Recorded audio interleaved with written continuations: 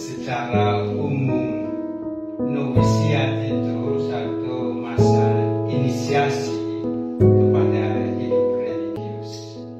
Jadi seperti itu langkah awal untuk satu kehidupan religius.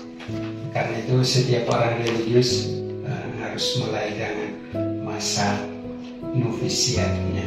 Jadi di satu masa inisiasi kepada hidup religius untuk mengikuti Yesus, atau bahasa milenialnya to be like Jesus.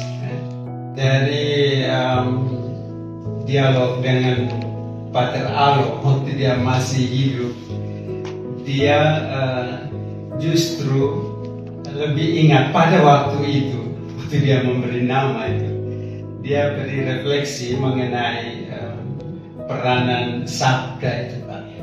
Ya, lebih menyangkut identitas.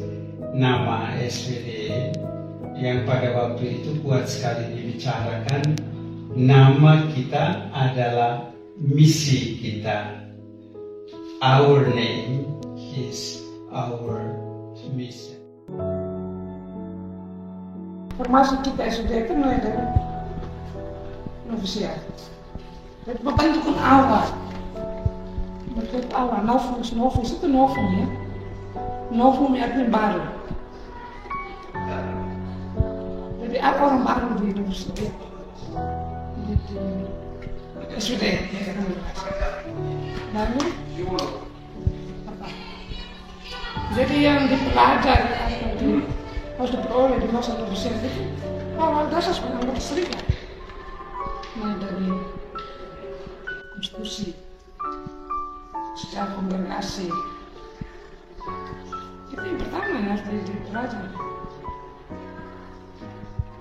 Kan formasi kita kan mulai dari kanonik lalu misionis.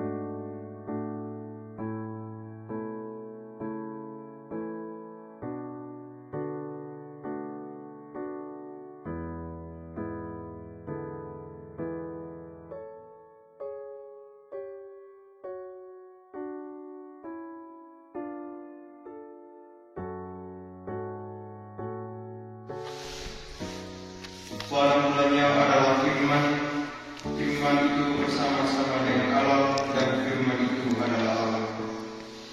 Ia pada mulanya bersama-sama dengan Allah. Baik, kita tahu bahwa lembaga formasi dasar seperti ini, penekanan kuatnya itu aspek kehidupan rohani, tetapi juga tidak mengabaikan pembentukan karakteristik kepribadian. Karena itu ada banyak metode-metode yang membantu para formator untuk bisa mendampingi, membimbing, juga membantu para formandi untuk berefleksi dan pada akhirnya membuat seperti metode-metode yang digunakan itu mendampingi, membantu mereka untuk diri dan juga menghidupkan spiritualitas mereka dan juga hidup.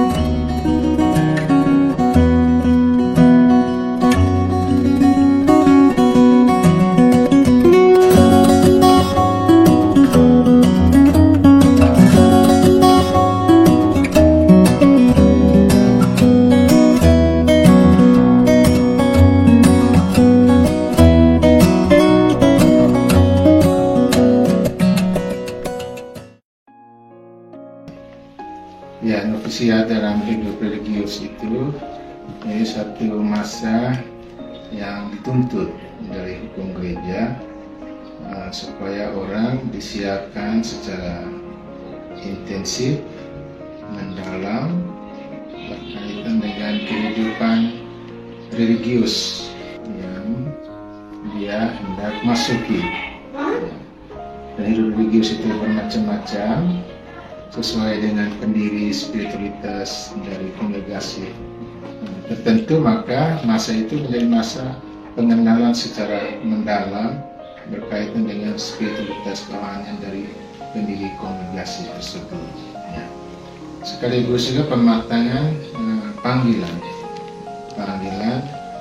motivasi yang bersangkutan setelah mengenal spiritualitas dari kongregasi tersebut. Jadi, itu tujuan dari masa novisiat. Sehingga diharapkan pada masa novisiat itu orang kesibukan pertama itu adalah mengenal kongregasi tersebut. Sedangkan yang lain-lain itu bukan fokus. Oleh karena itu kegiatan-kegiatan yang tidak berhubungan dengan kerohanian dari pendiri itu tidak menjadi hal yang penting dalam masa novisiat. Karena harus mendalam, maka para novis atau orang yang ada di dalam itu harus tinggal tetap di dalam. Maka dibuat 5 tahap, itu tahap kanonik, itu wajib secara hukum. Lalu ada tahap yang lain untuk pengenalan secara praktis dengan konkret bagaimana kerohanian kongregasi tersebut. Ketika saya masuk dan hidup bersama teman-teman novisiat, teman-teman novis, baik angkatan 1 maupun dengan kakak novis angkatan 2, saya sangat senang dan bahagia berada di sana karena saya merasa bahwa apa yang menjadi tujuan saya untuk menjadi imam itu semakin diasah dan semakin terlihat jelas, baik di dalam tingkah laku kami selama di novisiat. Karena selama di novisiat semua itu diatur seperti di seminari menengah, cuma di novisiat itu lebih ditekankan kepada pembentukan karakter, pembentukan suara hati. Kalau menurut saya, dengan masuk novisiat itu suara hati saya dibentuk untuk menjadi lebih baik dan bisa memilah mana yang baik dan mana yang buruk, sehingga ketika saya berjalan ke depan keluar dari novisiat dan menjalani hidup di luar sebagai seorang awam, saya bisa menjadi awam yang baik.